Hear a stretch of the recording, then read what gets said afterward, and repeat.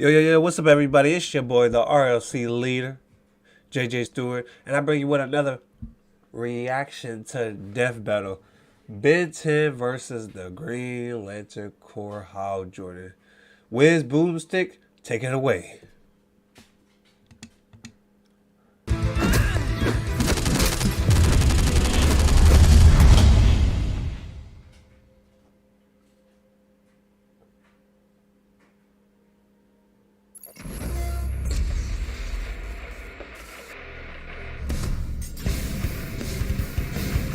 For years, humans have gazed at the stars, contemplating the possibilities of first contact with an alien race. Will we exchange gifts of peace or weapons of war? Weapons. Definitely weapons. Like these ones. Ben 10, protector of Earth and wielder of the Omnitrix. And the Green Lantern, galactic lawman and bearer of the Power Ring. He's Wiz and I'm Boomstick. And it's our job to analyze their weapons, armor, and skills to find out who would win a death battle.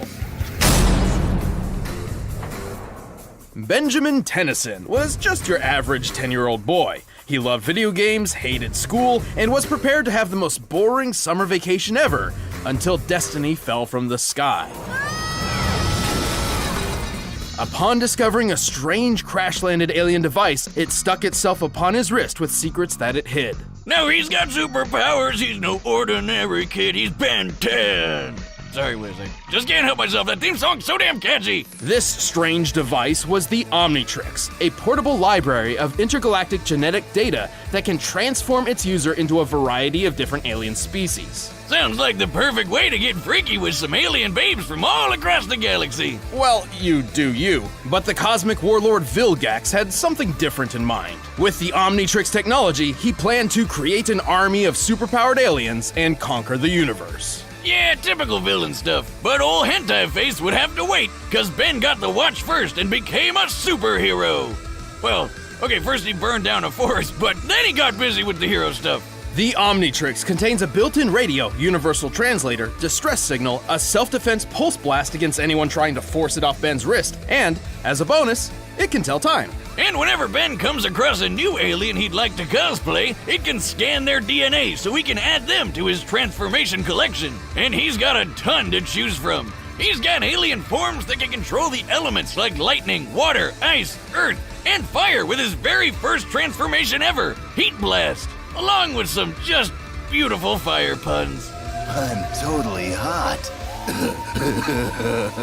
You gotta respect the classics. As Forearms, he's strong enough to create shockwaves with mere punches. As Accelerate, he can run fast enough to dodge lightning. As Diamond Head, he can survive massive explosions like they were nothing. But if you prefer brains over brawn like myself, he can increase his intelligence with alien forms like Brainstorm, who has an IQ of 1 nonillion. That's a 1 followed by 30 zeros, and more than 3 octillion times greater than the highest recorded IQ in history. He can fly as Jet Ray, duplicate himself with Ditto, and eat his feelings away as Upchuck. Wiz, that's really not a healthy way to handle issues. You know, you're right, Boomstick. Yeah, he should really just stick to alcohol. And if he ever wants to suck for some reason, he's got Waka Trout, which is a fish with legs. And that's it. Probably Ben's worst transformation, and that's saying a lot considering he has an alien literally named the Worst. If old-timey horror movies are your thing, Ben can transform into every classic monster you can think of, because I guess zombies and werewolves were aliens all along. I knew it. Through different forms, Ben can manipulate the fundamental forces of the universe, like gravity, radiation, time, and energy. Feedback, for instance, once absorbed the entirety of the Big Bang, and then fired it at a robot supervillain, creating a time loop and saving the universe. Yeah, as he's got used to hero work, Ben's aliens started getting pretty insane. Like Waybig, who's basically a giant kaiju who can fire a cosmic ray from his chest, powerful enough to hurt a being made of pure energy. And let's not forget my personal favorite alien, Mole Stash. He's a mole who punches people with his mustache. You can't write that. Truly a fearsome addition to Ben's massive arsenal. But contrary to the show's very specific title, Ben's Omnitrix doesn't just have access to 10 alien forms. In fact, it has 1,912,000. He's no ordinary kid. He's been 1,912,000. Yeah, doesn't Doesn't quite roll off the tongue like Ben 10, does it? Well, let's see if I can take one of these babies for a spin. Where did you get that? Don't worry about it. Whoa! Well, the Omnitrix does have one drawback. It usually has an automatic cooldown period for a few minutes between transformations, because overuse can permanently disfigure the user's DNA. Alright, forgot to say that 4 seconds earlier. If you'll excuse me, I need to pee out my face. I'll fix this later. This cooldown would be a recurring issue for Ben until he discovered Master Control, a special code which, when input into the Omnitrix, just let him use it however he wanted. And if he's ever on death's door, the watch will automatically pop him into whatever alien body it thinks he needs at the time to survive whatever's happening. And there's one form that's almost always the best answer. Alien X. Born in the forge of creation beyond the multiverse itself, Alien X is a celestial sapien, the most powerful species in the universe. He's basically a cosmic god who can punch planets to bits, fly faster than light, duplicate himself, control minds, use telekinesis, reverse time, warp reality, and even just straight up erase people from existence. It takes a lot to get their attention, and that's fine. We don't want it. Why not? They could just blink, and we'd be gone. Alien X is so tough, he survived the destruction of the entire universe by the Annihilarg and didn't feel a thing. Like, his durability was so through the roof, he didn't even realize total cosmic annihilation was happening right on top of him. Based on rough estimates made by a NASA astrophysicist, the total mass energy of the universe in joules is 4, Well, that doesn't seem very impressive. followed by 69 zeros. Oh, there it is. And to top it off, Ben as Alien X went and just remade an entirely new universe identical to the old one. First of all, how the hell? Second, since he just made a copy universe, that technically means that all those characters we watched through the whole show are still dead. Damn, dude! Throw somebody a bone or something. However, celestial sapiens are composed of multiple personalities, and if they can't unanimously agree on what action to take, which can take billions of years, all that power is basically useless. But Ben convinced his extra personalities that that's a really goddamn stupid and he should have full control all the time, so it doesn't matter. Why doesn't he just go full Alien X all the time? Well, a little variety doesn't hurt, right? Plus, even without his alien forms, Ben is pretty clever and has a knack for getting himself out of trouble, even when things get really weird. And he's saved the universe more times than he can count. He's defeated Vilgax when he had the power of a Cthulhu god, ended the hybrid conspiracy, and whooped another celestial sapien, the Galactic Gladiator, by flying so fast he created a galaxy-sized black hole. We can tell from the size of the black hole in relation to the galaxies in the background, as well as how long it took to create, that Alien X must have been flying approximately 7 quadrillion times faster than light speed. I get it, Wiz. Alien X is totally overpowered, but Ben doesn't keep any of those powers as a human. Not much of a problem when the Omnitrix can instantly transform him fast enough to catch the Big Bang. The only thing truly holding Ben back throughout his hero career was his immaturity, being a 10-year-old and all. Oh yeah, like that one time he messed with the Omnitrix and accidentally set it to self-destruct. After charging up for a few days, it would destroy the whole universe on its own. So that's not great. Fortunately, Ben grew into a reliable and wildly successful hero by the time he reached the age of 16. He would continue his hero work into the future, eventually adopting the name Ben 10,000. The world can rest easy with Ben 10 as its first and best line of defense. 6-6 and Volcanus? What are they doing here? About to get their alien butts kicked. That's what. Going hero. Hal Jordan was just your average, devilishly handsome ladies' man and hotshot test pilot who discovered a crash-landed alien ship in the desert. Okay, so maybe he's not so average. I'll say he found this guy Abin Sur dying in a crashed spaceship who gave Hal a little green ring before kicking the bucket. And so, by reciting an ancient oath, Hal Jordan would become a Green Lantern. Brightest day and blackest night, no evil shall escape my sight. Let those who worship evil's might beware my power, Green Lantern, light! The Green Lantern Corps is a universe-spanning law enforcement organization founded by the immortal Malthusians, also known as the Guardians of the Universe. Hey, there's Space Oompa Loompas! more like leprechauns. Okay, fine. Whichever mythical creature you want. No, I mean, a group of them traveled to Earth centuries ago and literally evolved into modern-day leprechauns. I knew they were real! Anyway, the Green Lantern Corps has patrolled the known universe for 3 billion years, recruiting members of every shape and size. Including a living planet, a sentient smallpox virus, some guy with an exploding volcano for a head, a living map. Volcano head. Tubi brings you all the hottest movies and shows. Free. No more monthly fee. Math equation and a squirrel. Yeah, that's Man, what throws me even off after all every these time. years, Wiz, comics are weird. Imagine what it felt like for Hal when he began training on the Guardian homeworld Oa. Over time, he grew to be one of the Corps' greatest members and defender of the universe. Just with that ring of his, it might look tiny, but if Mjolnir, Yoda, and years of therapy have taught me anything, it isn't the size that counts. It's what you do with it.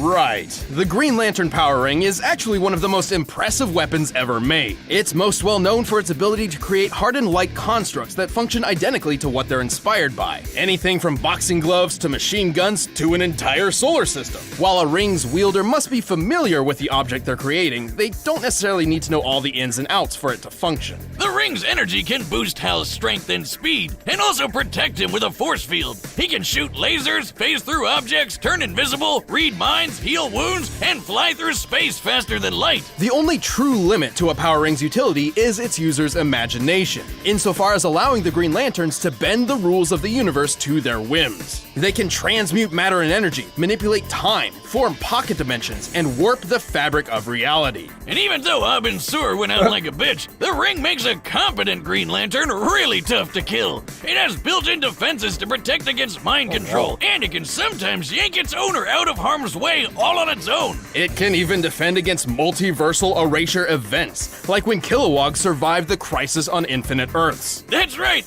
this guy tanked a freaking retcon to the face. Whatever's in these rings, I want it in my dune buggy stat. That would be pure, unfiltered willpower. Yeah, how many miles to the gallon you think that is? Okay, well, Green Lantern's ability stems from their own willpower. The stronger their will is, the more their ring can do. So if willpower is green, does that make fear brown? Yellow, actually, as dictated by the emotional electromagnetic spectrum, an energy field from which all emotion in the universe is derived. Kinda like if the Force from Star Wars was a rainbow of feelings, and Hal's got more willpower busting out than anybody else, which makes him really damn powerful, and really damn reckless. Green Lantern's got this.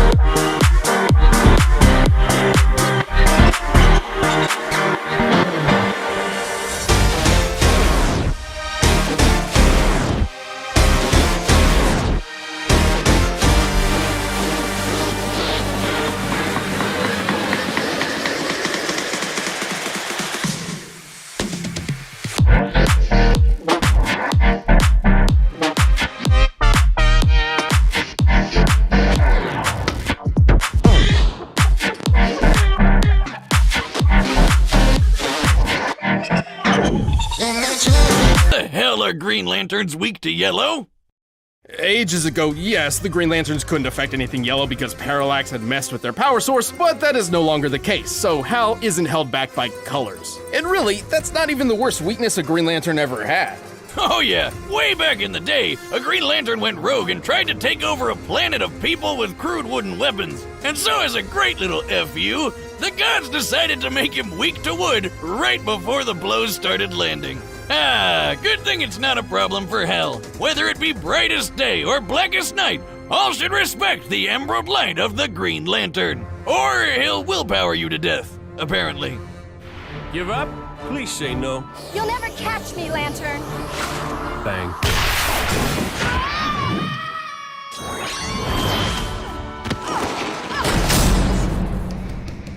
All right, the combatants are set, and we've run the data through all possibilities. But first...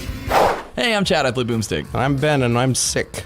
Yep. But we did want to tell you guys about our event that we put on every year called RTX in Austin, Texas. It's a super fun convention where we've got a million things going on. We've got video games and meet and greets and panels and signings and lots of fun stuff to do, and we hope you'll join us there. We can't wait to see you there. We've got a couple panels that we're going to be doing. There's one on Saturday, the Death Battle one. It's time for a Death Battle. We do it as often as we can. It's always fun having you guys there to talk about Death Battle and matchups and take questions, things like that. It's great. We got a signing right after that.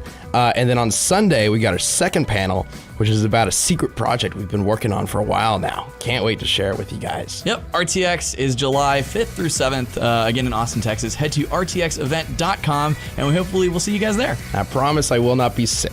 You better not be. I hope not. Stay away from me. It's probably a good idea. It's time for a death battle!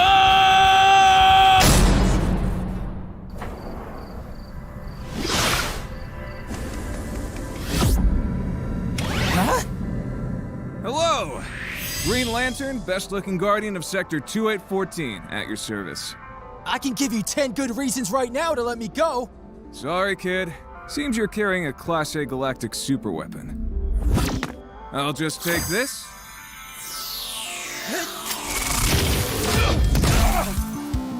Okay, that's interesting. You're not the first doofus to try to take this.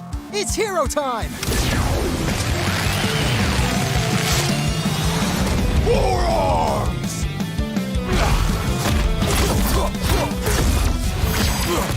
Lights out, Punchy. Come on, kid. Let's stop this before it gets heated.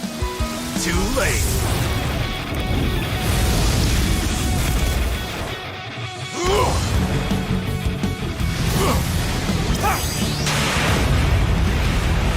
Hey! You ever seen a supernova? Several, actually.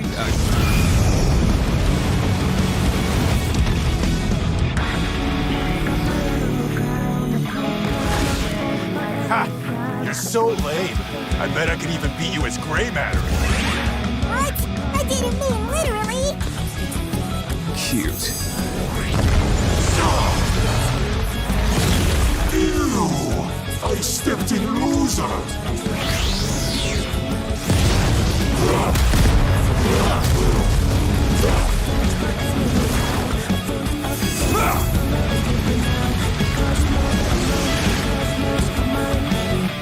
Yawn.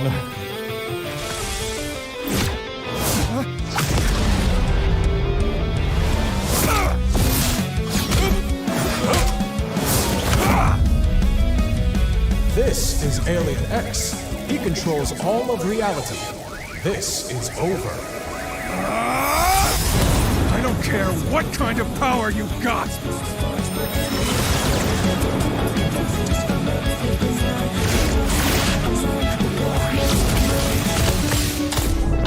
Brightest day and blackest night, no evil shall escape my sight. Let those who worship evil's might beware my power! Green Lantern's light!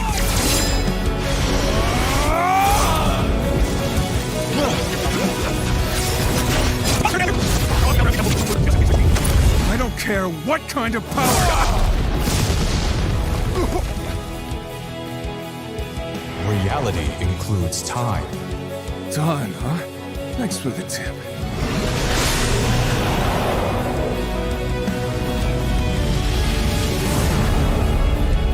You're not the first doofus to try to take this. It's hero time.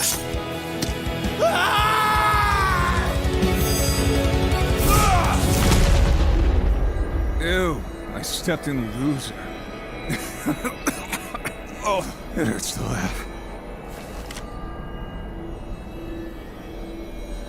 Don't ask. KO! Well, that's another minor on our board of death. Ben's absurd versatility and ingenuity put up a stellar fight, but Hal had the tools and skills he needed to ensure a victory. While the Omnitrix's millions of aliens is just nuts, he can only ever use one at a time, while Hal always has access to all of his powers. Even with the flexibility of master control, this meant Ben was always playing catch-up. Not a great position to be in considering Green Lantern's might. Ben's Diamond Head form was tough, sure, but he wasn't surviving a planet exploding in his face. Accelerate was wicked fast, but not fast enough to cross the universe in an hour. And Way Big was really strong, but he didn't hit as hard as a supernova. Hal simply outclassed all of Ben's options, except for one. Yeah, how the hell did Hal beat Alien X? That thing is basically omnipotent.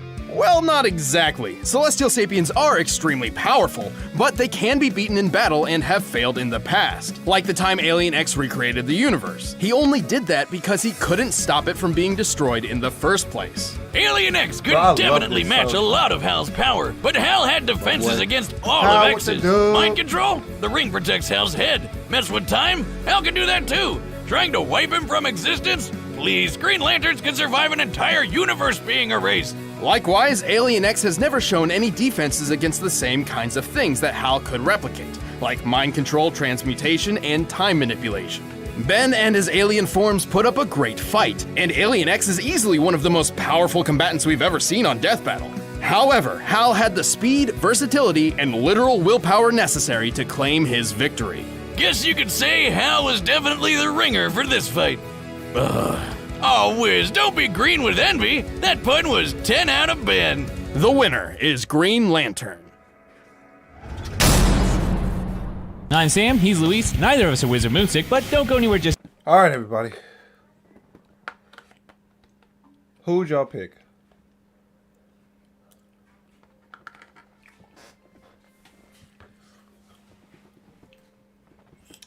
Let me know in the comments below.